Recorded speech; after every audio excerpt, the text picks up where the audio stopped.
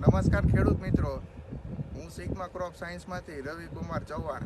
આજે મોરબી જિલ્લાના વાડિયા તાલુકાના ફતેપુર ગામમાં એક ખેડૂતના વરિયાળીના પ્લોટમાં સુપીક સોઇલ માટેની મુલાકાત કરી.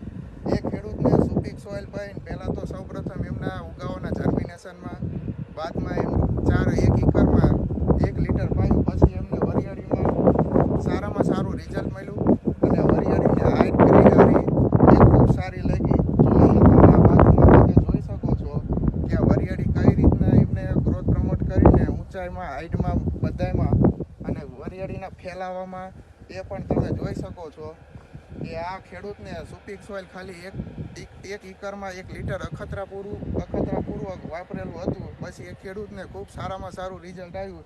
એ તમે આ પાછળની વરિયાળીમાં જોઈ શકો છો અને એ ખેડૂતને ખૂબ આનું